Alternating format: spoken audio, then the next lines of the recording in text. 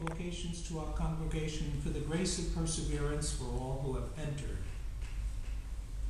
And certainly, the grace of perseverance is a great gift, a gift that comes from God, and a gift with which we need to be open and pray for.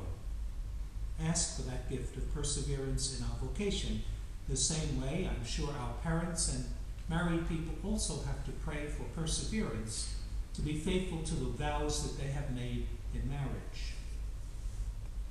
I used to think that perseverance meant holding on to something, so that you always had to look back to see where you began and what you intended, and then you have to persevere in staying on that path.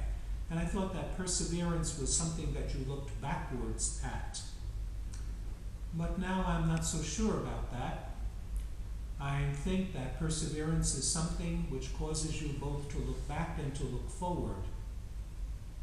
To look back into why you began and whatever path you've chosen, say for example the Christian life or the religious life, and to look back to ask why you began and to stir up within yourself the ardor to continue.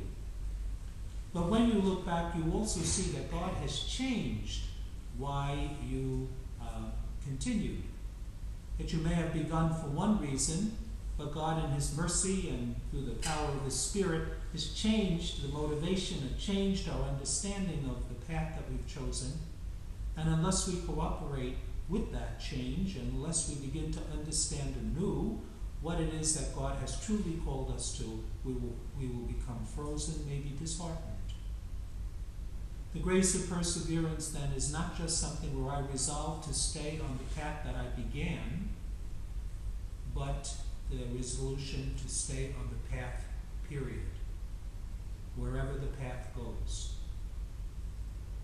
My novice master in the late 60s, nobody knew what the heck was going on in the church when I entered in 1968. Those of you who were around know.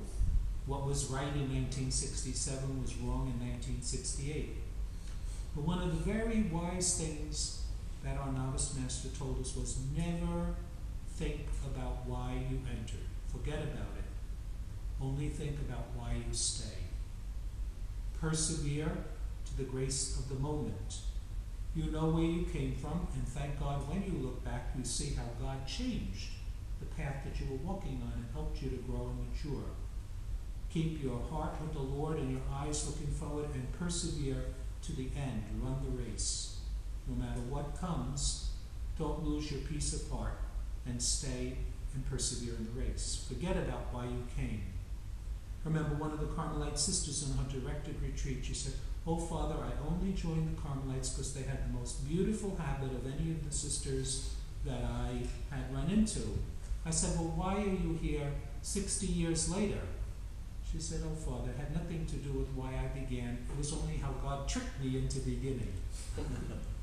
So the only thing that's important is to persevere in the grace of the moment, in the vocation that God calls us, and particularly in Carmel, to serve Him with joy from the bottom of our heart under the protection of Mary. So today we will have two new acolytes, and their duties are well known to us. They've been performing those duties themselves for years.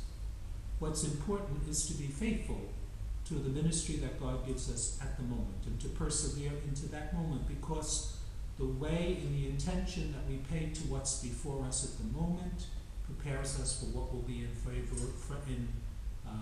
front of us. If we can't be faithful to the little thing we have now, it will be very difficult for us to be faithful to the bigger things in the future. So as acolytes, they will perform their ministry in the name of the church and for the service of the altar and the sacrament of the Eucharist, and we pray that they will persevere in that. That perseverance, which began somewhere but is constantly renewed by the grace of God if we open our hearts to it, and He will lead us in the path that He has designed.